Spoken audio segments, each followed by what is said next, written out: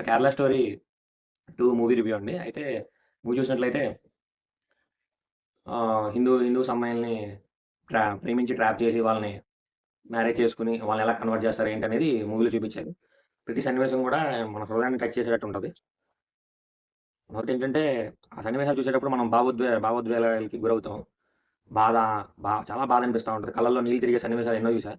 నేను చూసినప్పుడైతే literally last half an hour అయితే కళ్ళల్లో నీళ్ళు తిరిగిపోయి ఇక సినిమాలో ఇన్వాల్వ్ అయిపోయి ఏమంట క్యారెక్టర్‌ని ఒక తి తిట్టే సిచ్యువేషన్ వచ్చేసింది. ఏం తిడుతున్నానో నాకే తెలియలేదు. బాగా కనెక్ట్ అయిపోయా మూవీకి. అలా ఉంది. అంత బాగుంది మూవీ. ఎక్సలెంట్ అని చెప్పాలి. ఆళ్ళు చేసిన ముగ్గురు ఎవరైతే సురేఖ క్యారెక్టర్ అమ్మాయి ఉన్నారో, తర్వాత మనకి వచ్చేసి దివ్య గాని, స్నేహ గాని ముగ్గురు కూడా చాలా ఇన్వాల్వ్ అయ్యి చేశారు. సలీం గాని, ఆహ్, తర్వాత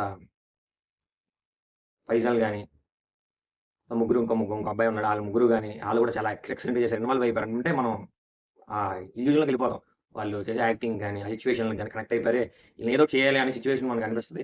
ఆహ్, సి బీజీఎమ్స్ కూడా కొన్ని సన్నివేశాలు, తర్వాత తల్లిదండ్రులు ఇది చెయ్యొద్దు అని పిల్లల్ని అపోజ్ చేస్తే, తర్వాత వీళ్ళకి నచ్చినట్టు చేస్తే ఎలా అవుతది ఏంటనేది మూవీలో చూపించడం జరిగింది.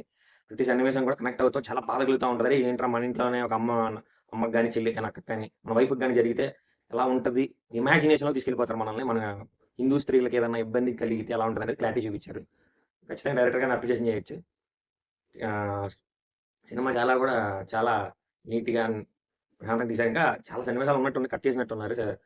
అవి కూడా ఉండుంటే ఇంకా తారాస్థాయిలో ఉండేది. ఇప్పుడు కూడా ఎక్సలెంట్ అని చెప్పాలి. ఎందుకంటే ఆహ్, మన ఈ ముగ్గురు క్యారెక్టర్లు ఎవరైతే ఉన్నారో అమ్మాయిలు, ఆళ్ళు పడిన ఇబ్బందులు గాని, స్ట్రగుల్స్ గాని, ఇదంతా కూడా ఏంటంటే ట్రూ ఇన్సిడెంట్‌లని బట్టి తీసిన మూవీ అండి.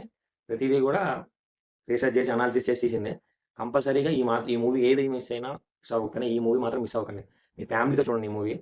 కొన్ని ఉంటాయి 18+ ఉంటది. కానీ మొత్తం అంత వల్గారిటీ ఏమి ఉండదు. అసలు సిట్యుయేషన్‌కి తగ్గట్టే చూపిస్తారు అక్కడ. అంతకు మించి మీకు ఎక్కువేం చూపించరు. ఓహ్! అబ్యూజ్ చేయడం ఇలాంటివి ఎక్కువ ఫుల్ ఎలాబరేట్ చేసుకో కానీ కొన్ని ఉన్నాయి డొమెస్టిక్ వైలెన్స్ ఇవన్నీ ఉంటాయి.